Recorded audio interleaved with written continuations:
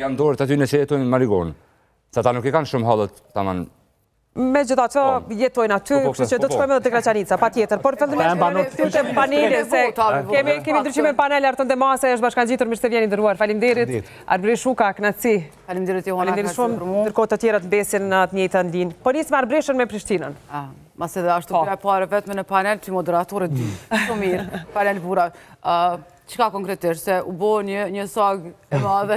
Po, në fakt, fillimisht, si shkoj fushata, sepse ke qenë aktive, ke përcjellur. Në fakt, gjithë përshmërit tona kanë qenë që fushata ka me qenë shumë dinamike dhe kemi mullohet më shumë. Kuptohet që zgjedhjet lokale, jo në përmasa pak më ndryshe të funksionime, di me qenë edhe me të lodhshme dhe më shumë dinamike, sepse lëvizshmëria, mbuleshmëria shumë e madhe se sa e nacionaleve. Por megjithatë, ne kemi pas vështirë, duke mos dalë në terren, ne kemi pas vështirë dhe me raportu, sepse unë kam thonë që kemi ardhur përfundim me bo storje nga Facebooku me përmbledhje të partive, të tubimeve të vona, të tubimeve të vogla, qasjeve që ju kanë ofruar qytetarëve edhe mediave. Ata kanë bërë tubime të vogla, target grupet e tyre, komunitetet, por megjithatë nuk është dhënë hapësirë mediave dhe kemi marrë një farë sistemi të kohës që ata po e bëjnë kushtimisht vetë median, po na prezantojnë se çfarë po duan, po e bëjnë PR-in e tyre dhe kanë zgjidhur çfarë rrugtim të tyre. Pra, nuk i kemi më ato fushata dinamike të 2019-s dhe më herët që kemi pasur që kanë folur me qytetarë, dikush e ka lavdu, dikush e ka kritikuar dhe kanë qenë totalisht natyrshme dhe të pashmangshme nga mediat për mi përqu. Jo gjithmonë 100%, sepse nuk mundem me mi përcjell 100%,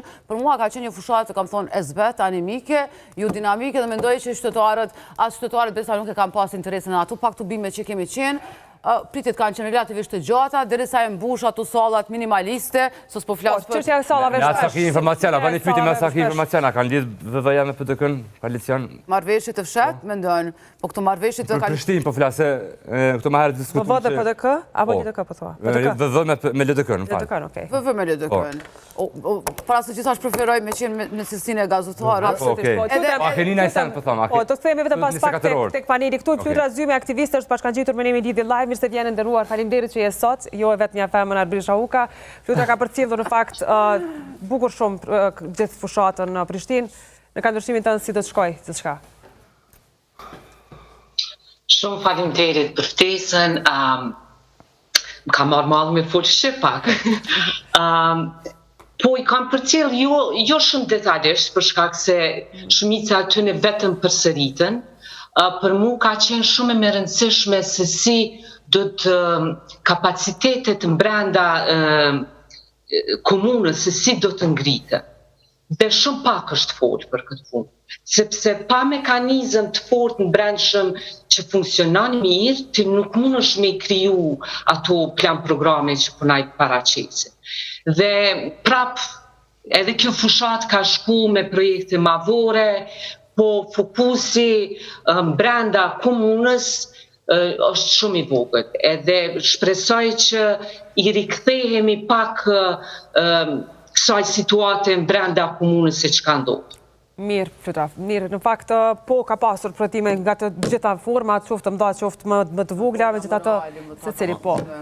Mirë, atëherë Arton, në fakt si të është dukur gjithë fushata, kandidatët?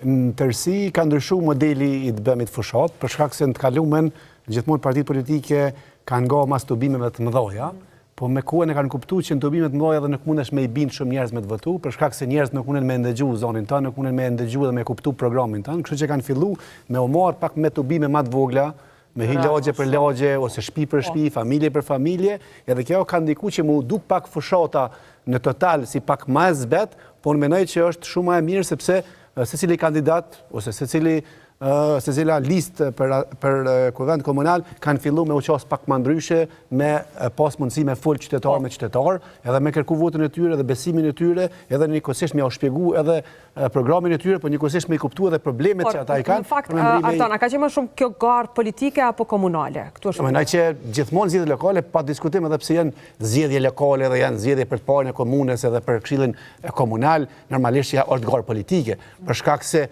nëse kemi pas zgjedhjet parlamentare me non shkurt, tash i kemi zgjedhjet lokale me domethënëtor, në një farë mënyre, kjo ja jep një farë ngjyrë politike komplet Kosovës, se cila parti politike ku është. Prandaj mendoj që mbi gjitha kjo është garë politike. Është para betejë për zgjedhje nacionale. Absolut, po jo, edhe jep edhe një indicje të re